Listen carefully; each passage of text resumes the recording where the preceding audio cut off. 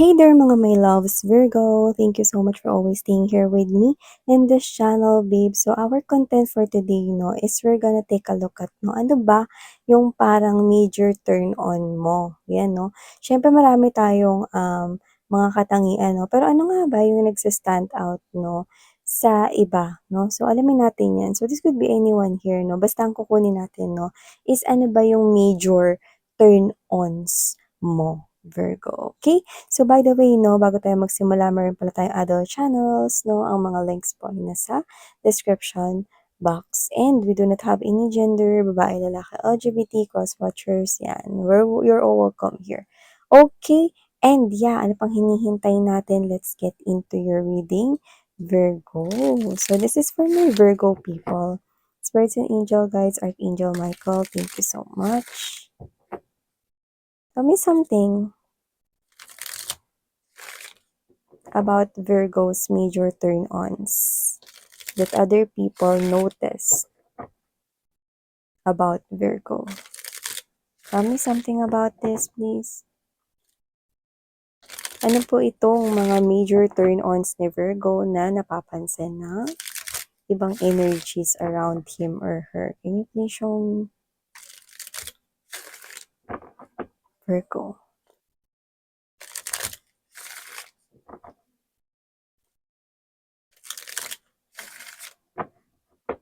Okay, so let's go ahead and check this out for you, Virgo. Latag naman na natin lahat bago natin tuluyang i-read. You've got here the Wheel of Fortune. Wow, Wheel of Fortune and the Nine of Cups energy.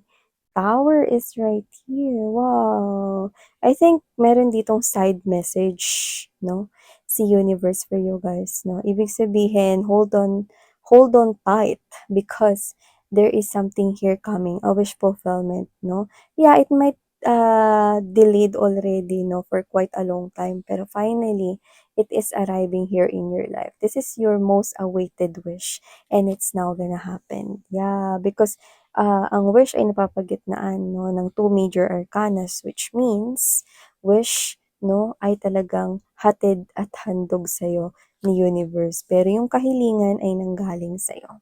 Yan. This is something here that you really want here to happen. Okay? Kahit hindi mo alam kung kailan yun mangyayari, tuloy lang ang pagtitiwala mo ron, So nakikita ko rito na paparating na yun sa'yo. Hmm?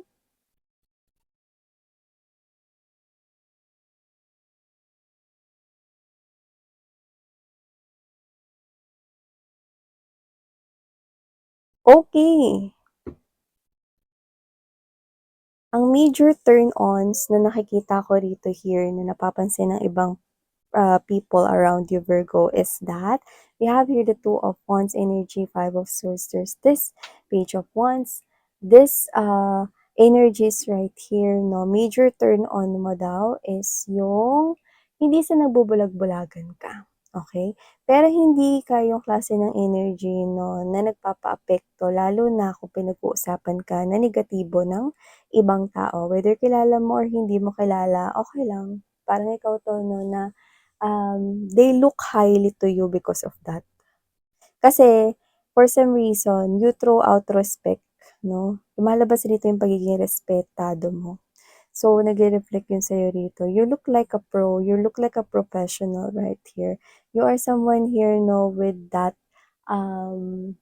kind of energy, na very mature ka mag-handle, ng mga situations.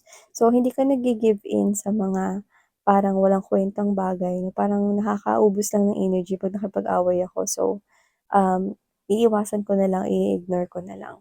Makikipag-usap lang ako sa taong gusto kong kausapin at yung tao dito na alam ko na kailangan niya talaga yung atensyon ko, yung tao talaga rito na hindi sasayangin yung oras ko.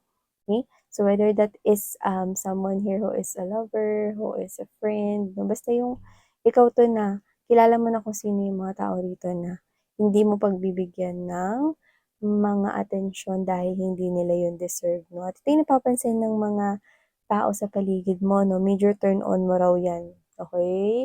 Parang, paano nyo nagagawa yun? minsan nakakainis tsaka nakakagalit na kapagka pinag-uusapan ng kapitbahay, pero tingnan mo siya, kalmado lang si Virgo, wala siyang kahit na ano ritong dinadala, 'yan 'no. So, this is someone here 'no, na nakikita ka 'no as well, discipline, 'yan, oh. So, aside from that, we have here the King of Wands energy, Knight of Swords, and there's the Seven of Cups. So, ikaw 'to 'no, na hindi mo ini-ignore yung ibang opportunities dahil lang meron ng nakakuha ng atensyon mo 'no. No, hindi. Other people right here finds it really amusing 'no, na lahat ng opportunity na magpapakita sa'yo, titingnan mo muna 'yan, aalamin mo muna lahat bago ka magtanggal or hindi mag-go sa opportunity na 'yan 'no. Nakikita ko rito na yung iba puwedeng business owner kayo, yung iba mga small business owners here 'no.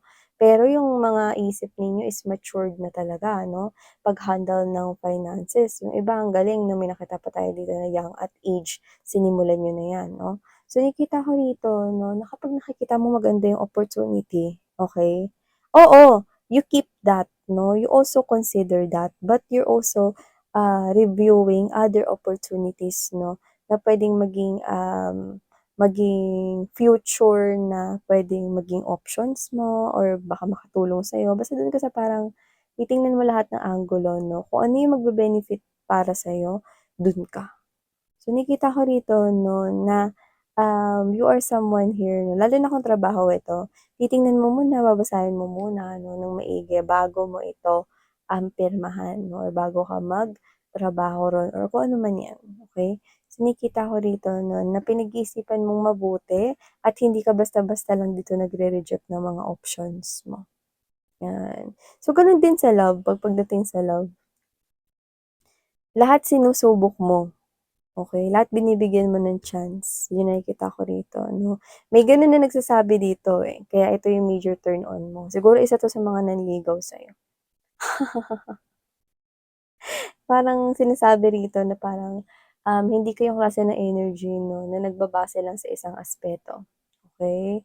Parang ikaw 'to 'no, na natutuwa itong energy na 'to, kung sino man ito 'no, dahil ikaw yung klase ng energy na ang major turn on para sa kanya is, hindi kayong ano, nagre-reject agad, okey? Binibigyan mo ng tsansa yung tao to prove himself or herself to you, gano'n ka.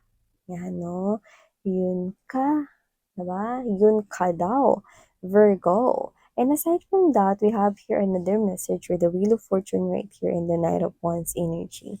Alam mo, sa nakikita ko rito, okay, kung sino ka man 'no, pagdating talaga sa mga pagbabago sa buhay mo, Virgo, go na go ka, push na push ka. Nakikita 'yan ng mga tao sa paligid mo 'no. So, they admire you as someone here 'no, na talagang hindi umaatras 'no, puro sulong lang. 'No, hindi ka umaatras pero puwede kang huminto at mag-isip 'no. So nakikita ko rito 'no, na ikaw 'to na klase ng energy 'no, na hindi ka sumusuko 'no, basta 'pag pangarap mo yung nakalaan or nakalagay dito. Tapos parang other people also find it major turn on sa'yo 'no, na kapag meron ka ng na-achieve na isa, you will definitely achieve more pa. Okay, so that is a major turn on here 'no. May nakuha tayong gano'ng energy 'no, turn on mo daw 'yun. 'Yan 'no, nakaka-turn on daw 'yun sa'yo. At saka nakikita ko rito 'no, na yung wish na paparating kagaya ng sinabi ko kanina, kahit anong wish naman 'yan, pero yung lumalabas dito pinaka nagsa-stand out 'no, puwede may kinalaman sa pera or negosyo mo, Virgo 'no, na puwedeng matagal mo ng hinihintay 'no. Puwedeng yung iba matagal niyo ng hinihintay na lumago, mas makilala yung business ninyo 'no, or 'di ba baka nagkatrabaho sa company 'no, baka may inaasahan kayo diyan na wini-wish na kayo tagal na, 'yun nakikita ko rito 'no. May kinalaman sa kung paano kayo rito kumita ng inyong pera, negosyo man 'yan or you're working with another company. And aside from that 'no, major turn on mo rin daw dito, Virgo 'no, is ikaw 'to na hindi ka rito, um, takot 'no, na sumabay sa mga pagbabago. So, nakikita ko rito 'no, na parang sinasabi ng energy rito, kung sino man 'tong nahagip natin 'no, na ikaw 'to na kahit hindi mo alam yung bagay, hindi mo alam kung paano yun gawin, aaralin mo talaga, major turn on yun daw sa'yo 'no. Aaralin mo talaga yung bagay na yun 'no, hanggang sa ma-master mo yun 'no. very porsigido ka daw, yung nakikita ko rito. Lalo na kung nakakakitaan mo ito 'no, ng magiging ano 'yan, magiging positibo yung resulta niyan para sa'yo. Kaya naman, kasi naman 'tong energy na 'to na nakikita ko rito, na this person here, okey, major turn on mo daw is 'yan 'no, yang bagay na 'yan na, um, katangian mo, okey? So, ang tower energy rito 'no, ipapakita rin sa'kin ng isa pang mensahe kung saan 'no, ikaw 'to na mahilig ka sa mga surprise or sorpresa 'no. So, nakita ko rito 'no, ng sorpresang paparating sa'yo, Virgo, at yun nga yung wish na may kinalaman sa'yong kaperahan 'no. So, dun palang i-claim na natin yun dito 'no, tapos ikaw 'to na new activities ka pa, new, mga bagay rito ng mga bago, yun yung mas nakikita ko rito na na-e-excite kang gawin 'no. Tsaka dito nakikita ko that you're coming out from your comfort zone 'no, and people right here around you is parang masaya sila 'no, na nag-e-enjoy ka sa ginagawa mo, yan 'no. I'm seeing kasi 'no, na kung ito man ay opportunity sa money or finances, hindi ko nakikita kasi na as in kuntento ka na diyan sa trabaho na 'yan or sa business na 'yan or parang meron pang hinahanap yung heart mo for something, eh. Okay, so nakikita ko that you will definitely find out that more, 'yan 'no. Matutuklasan mo 'yan sa sarili mo, 'yan 'no. I think ito, yung sasabihin ko, I think this is your parent, could be your mom or your dad right here 'no. This person here is telling me um na ang iyong major turn on rito 'no, is ikaw 'to na hindi ka madamot. Pagdating sa blessings 'no, parang kahit minsan inaabutan mo siya 'no, tapos parang siya na rin yung tumatanggi, 'di ba? Kasi gusto niya mag-ipon ka pa, i-save mo yung money mo pa more 'no, hindi ka madamot. 'Pag may nangyayari sa'yong maganda lalo na sa pera, shine-share mo. Either bumibili ka ng food, naghahanda ka, umo-order ng food 'no, or tini-treat mo yung family mo, gano'n ka 'no. Alam mo yung pagiging gano'n mo, yun yun yung I think humatak, eh, ng malaking swerte sa'yo, Virgo. Kaya naman, keep it up, okay? So yeah, ito yung mga nakuha nating major turn-ons ng mga energies na ito 'no, around you, Virgo. Thank you so much for your time spent here, sweetheart, and sana yeah, pahabol 'no, may nakuha tayo rito initials letter M and letter T. So thank you so much. Sarang hayo, love and light. Annyeong.